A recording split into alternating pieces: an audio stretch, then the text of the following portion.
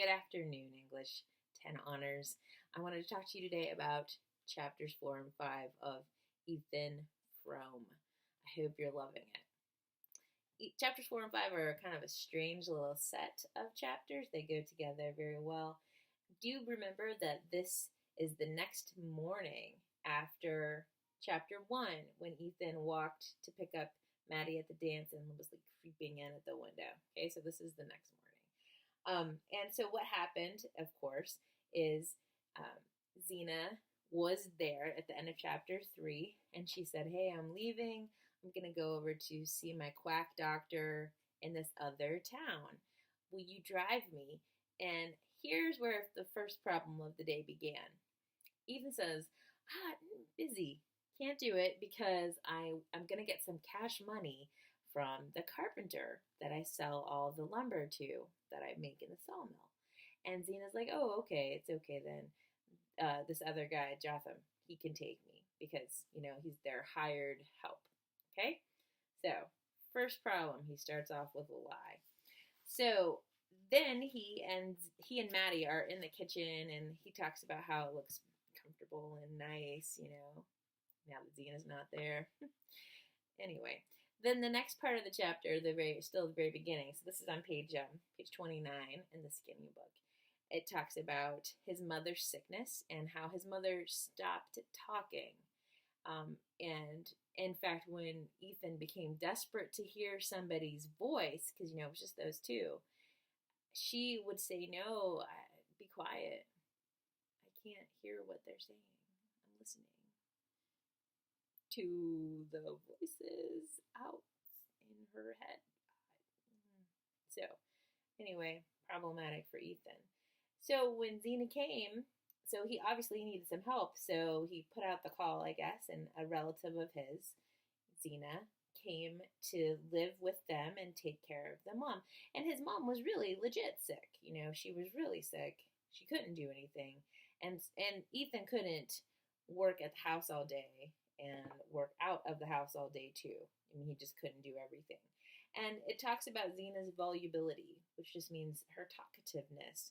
And Xena seemed large and in charge. She was totally in control. She knew exactly what to do, and she kind of gave Ethan back his identity. So he was then able to go out to the general store and purchase nails or buy a new hammer or whatever it is he needed to do. And so Xena's presence at his house gave him the freedom to do those kinds of things that he needed to do and used to be able to do. But it's really interesting, I think, because apparently his mother died in the winter, and it says at the bottom of that paragraph, it says, he had often thought since that it would not have happened if his mother had died in the spring instead of in the winter. So he recognizes that he was just desperate, and he just didn't want to be alone. Okay, and I think that kind of idea sticks with us today in modern times. I think that you probably are aware of people who don't want to be alone. Okay, and so they go from relationship to relationship, perhaps just because they don't want to be by themselves. Okay, so I think that's what Ethan was doing in a different way. So right away, and I think this is interesting too, right away we find out that Xena didn't want to live on this farm in the middle of nowhere, a small village. And she instead wanted to go to a bigger town. Well, he did too. And so that was super, right? They both agreed. But the problem was they had to sell the farm before they could move, and there was no buyer. Okay?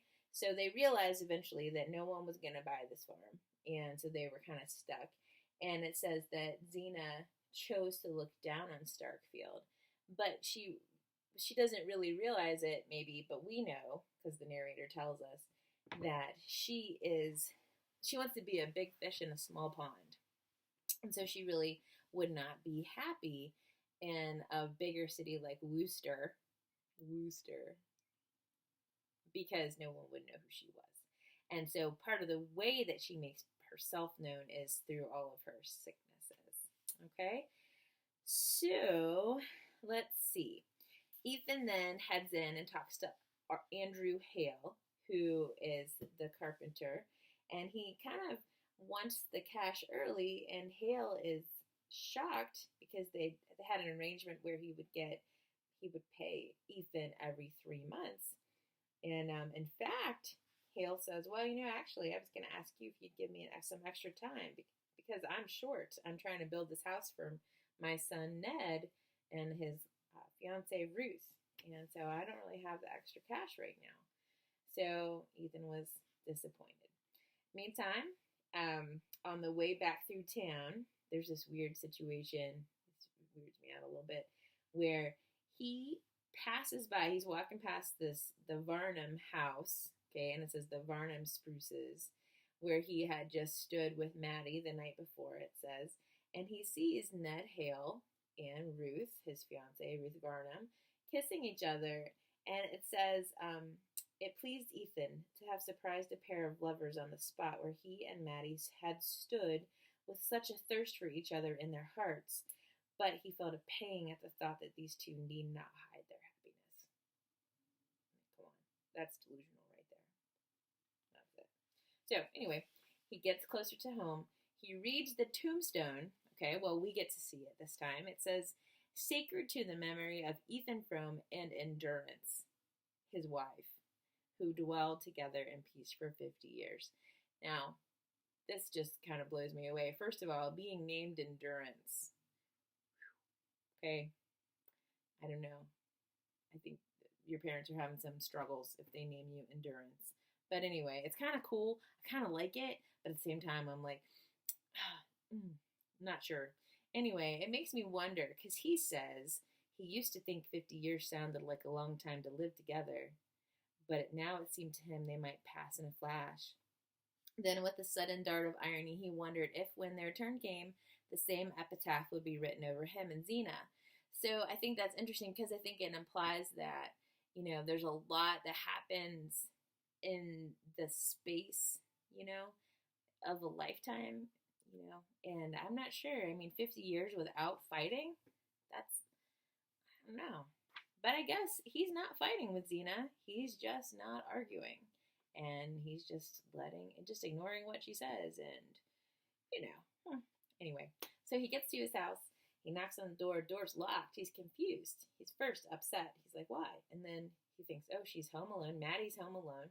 And so then Maddie opens the door. And so I want you to recognize in that scene that she's a foil for Xena. So foil in the literary term sense, which means opposite. So we see beauty when the lamplight is around her face, whereas last night we saw like a corpse when Xena opened the door. Okay? So Xena and Maddie are foils. They're opposites. One of them looks worse in comparison to the other. All right, so then she sets the table. Okay, so at the table, I'm going to show you here in a second some dishes. Okay, so hang on 1 second.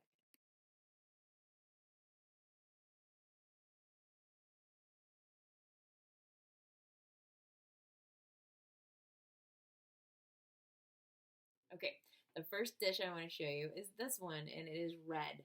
Okay, that's why I picked it out, because it's red, like the red pickle dish in the story. Okay, so this was a bowl-ish thing that belonged to one of my grandmothers. I think it's a candy dish, though.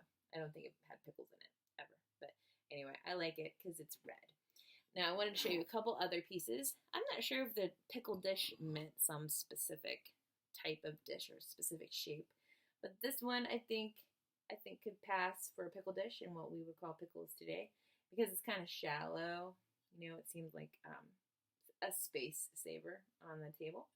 And then the third one I pulled out is this one. It has two sections, so you could have like pickles on one side, olives on the other side. I don't know. I thought it was neat. Anyway, now the point that I was going to make with this pickle dish business, I was going to make a couple points. The first point is the menu that she gives. So it says, she set the lamp on the table, and he saw that it was carefully laid for supper with fresh donuts, stewed blueberries, and his favorite pickles in a dish of gay red glass. So I wanted to mention the donuts. We don't think of that as a dinner food. I don't know that she really meant the same sort of thing that we mean when we say donut. Like if we would go to Dunkin' Donuts, I don't think we would get the same kind of thing. I think it just probably means like fried bread. Okay, so maybe you've had that before. Maybe you've fried bread dough in butter or oil before. Stewed blueberries would just mean cooked blueberries with sugar. And then the pickles, I don't really think it necessarily means like pieces of cucumbers sliced with dill.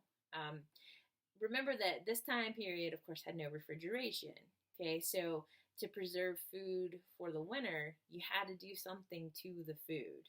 Okay, you couldn't just like put it in the freezer because the freezingness was unreliable.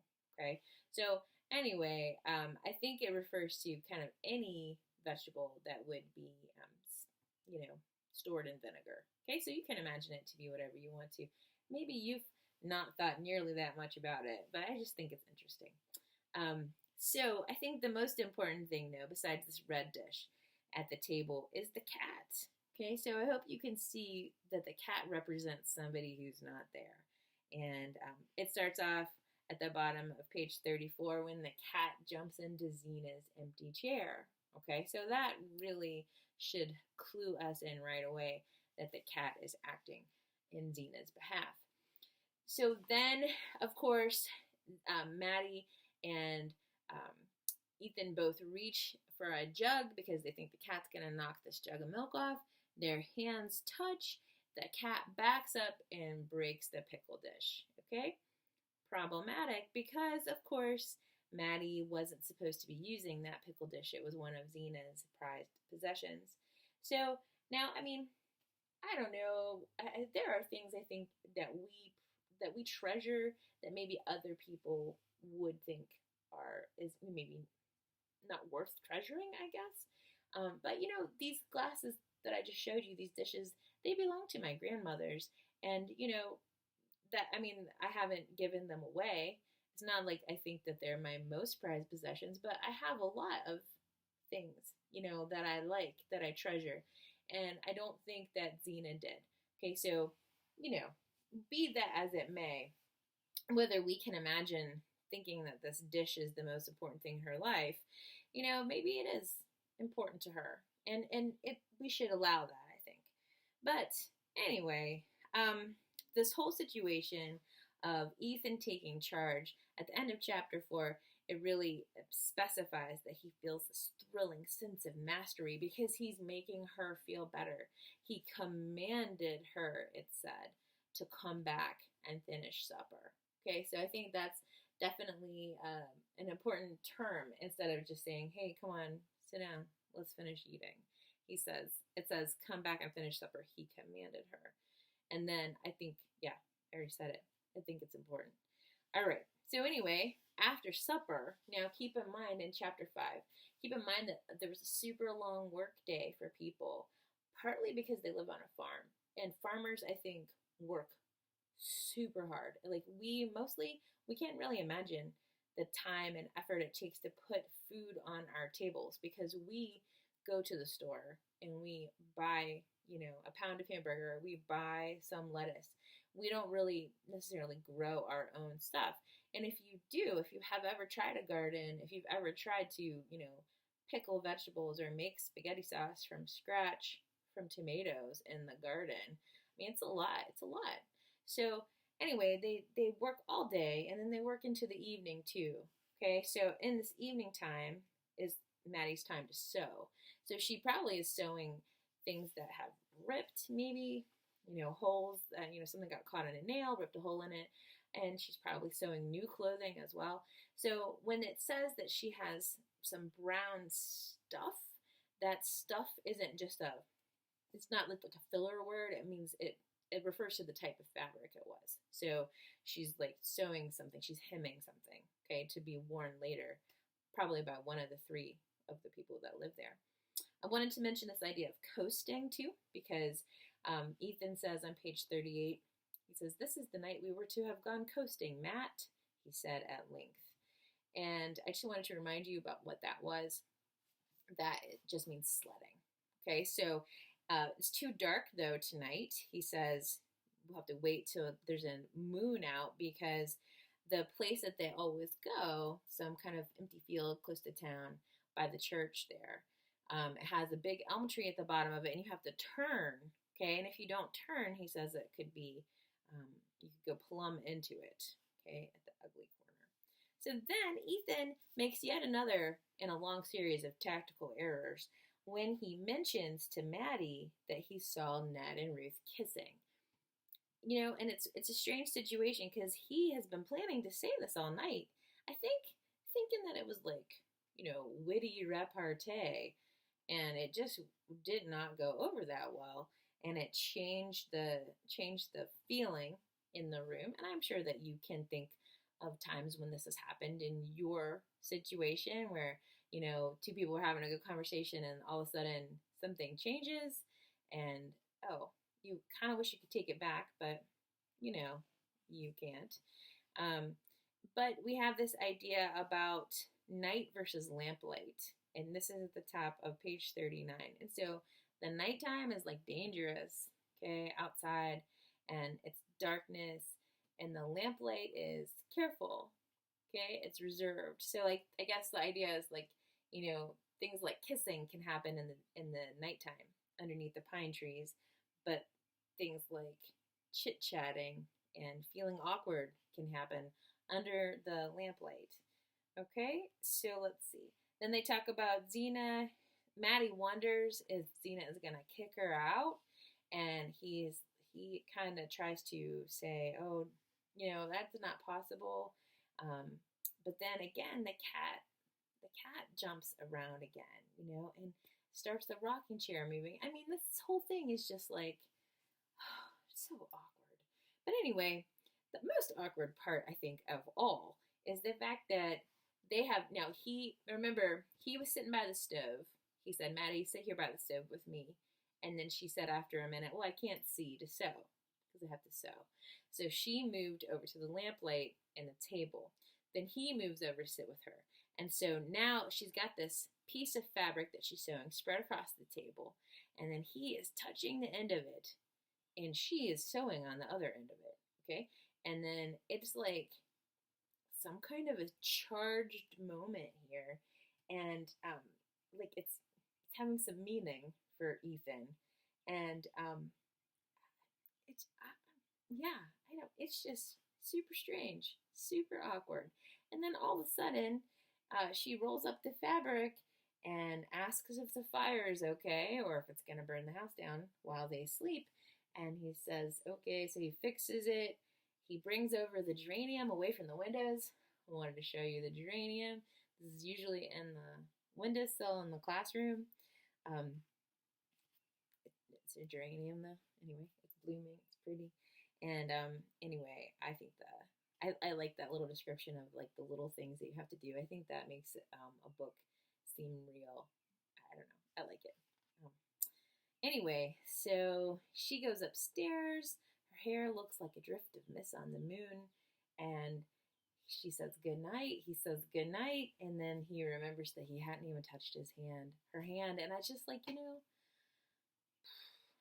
Okay. Anyway, I hope you liked chapter 4 and 5. We'll talk more later. Goodbye.